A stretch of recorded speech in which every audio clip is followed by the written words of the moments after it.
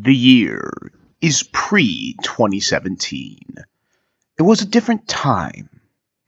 Not a better time, but a different time. Memes were just becoming unfunny. We were in the third year of the 8th console generation, and gamers were disappointed.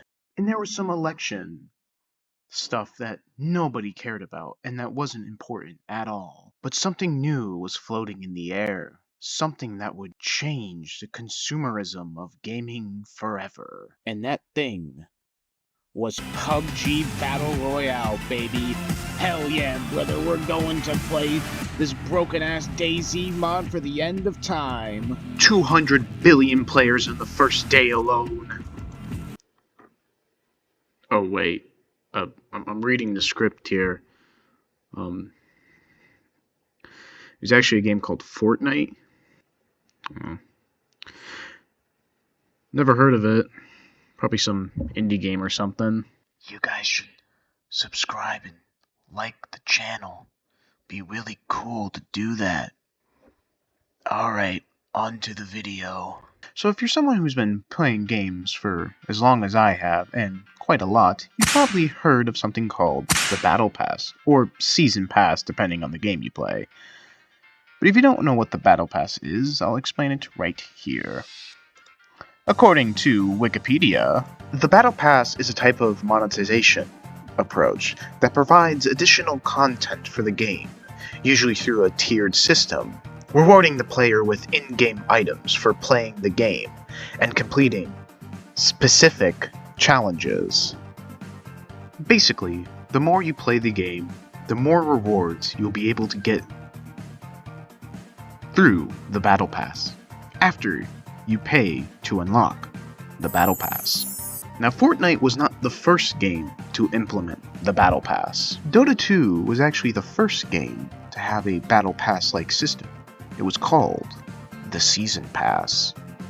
Very creative in its naming. But I would say Fortnite was the first one to really popularize the idea of the Battle Pass. It made it basically unescapable if you want to play any multiplayer game now. But it makes a lot of sense, because it makes a buttload of money.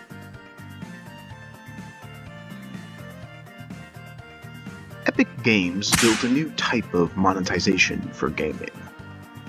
And it's made everyone happy, and no one has been angered by this development. Well, some people have gotten a little mad over this development. With right so.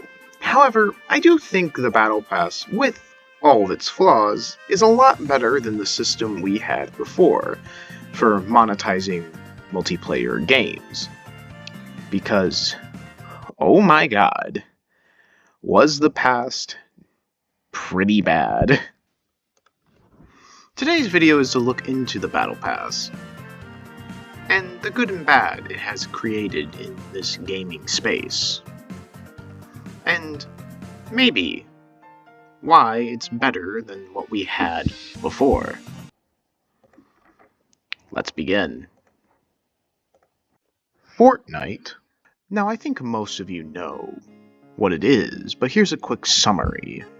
Fortnite is a multiplayer battle royale, plus a bunch of other things, like a racing game, a rhythm game, it's a lot of things, but we're not going into that today.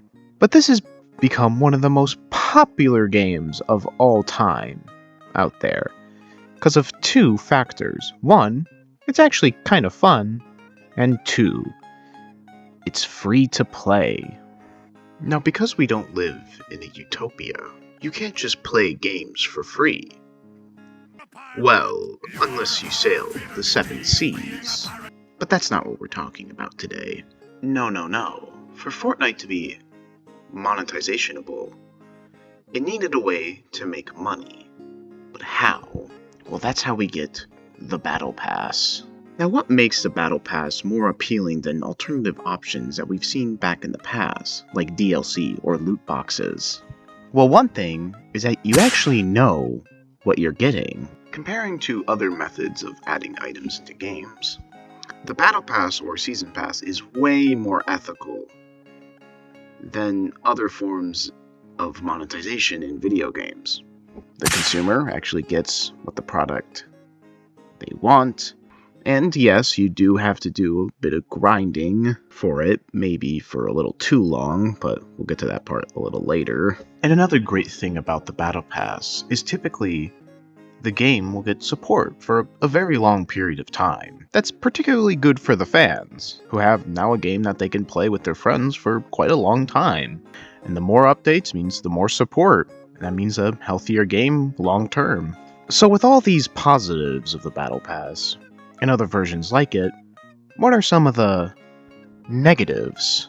Now, not all the things in the Battle Pass you have to pay for. However, the items you typically get in this pass that are free are pretty low quality, in my opinion, and are actually really worth the grind for.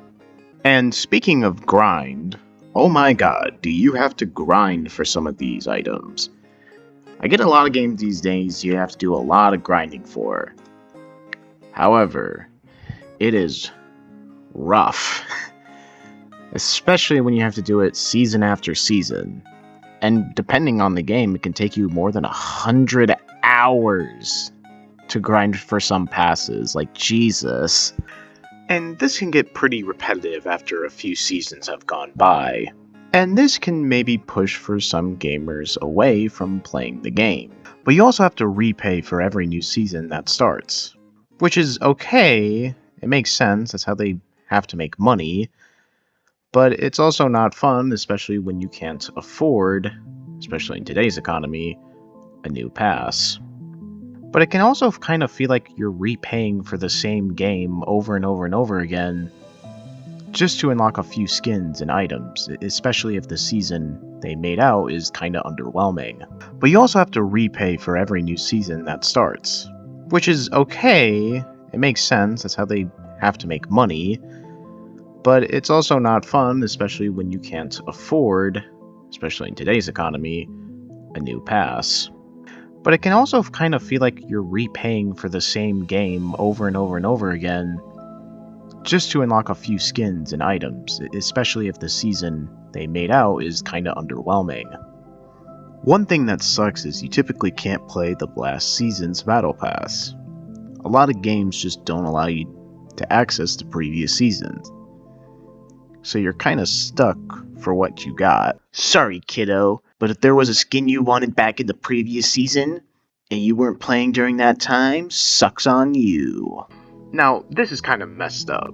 And some games do allow you to play the previous seasons, like Halo Infinite.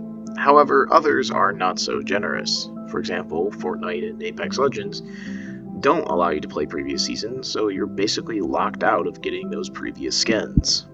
Sorry, not sorry. So with this knowledge, what would I put the Battle Pass? Is it for the good of humanity, or is it bad? Well, it's a bit of a mixed bag, especially when you look back to what we previously had, because previously might have been genuinely worse than what we have now. Before the Battle Pass, before season updates, we had something far more evil, something far more wicked. A darkness that was so evil, actual governments had to get involved. I'm talking about loot boxes! Now, I know what some of you are gonna say. Sizzles. Loot boxes still exist.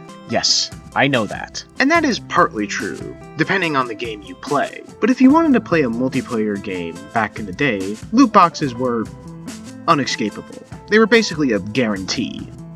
And they were just outright evil. A loot box is a randomized reward system that will give you an item of random value to obtain. Now, this would never sponsor any sort of gambling addiction to young people. No. And this doesn't support any sort of unethical business behavior that will be used by many corporations to make millions and millions of dollars. No. Listen, the story of loot boxes and its consequences can be a video unto itself, and it might be, but don't quote me on that. But seeing loot box system fade away over time has been very much a positive for gaming. Now again, I know it's still there, some games like CSGO and TF2 have it, but most newer games usually implement the Battle Pass system over the loot box system, which at least for me, I prefer. You actually know what you bought. There's also the whole thing with people starting black market gambling sites, particularly for CSGO and TF2, but I'm not going to go into that one. I'm just going to point to the channel People Make Games and their video about CSGO's black market gambling. Yes, this is a real thing, and it's kind of crazy. The conclusion to all of this is at the end of the day, the corporations need to make that dough, and they'll do anything to make any sort of cash for their bottom line. But for some people who say that it was better back in the day are very much incorrect. There's always a sense of corporate greed, that sense to make money, and some people are just going to have a blind nostalgia for the past all the time. And it's something we're going to have to deal with in gaming for quite a while, probably forever, that slowly new methods are made to make cash. And as much as there's problems with the Battle Pass, I do think at the end of the day, it's somewhat better than loot boxes or shitty DLCs that gave you nothing. But I want to hear how you guys think about this. What is your guys' opinion about Battle Passes and loot boxes? Comment down below, I would love to read them. And also make sure to like and subscribe. I want to get this channel to hit 100, 200 subs soon, so I think that would be really cool. And I'll catch you guys around next time.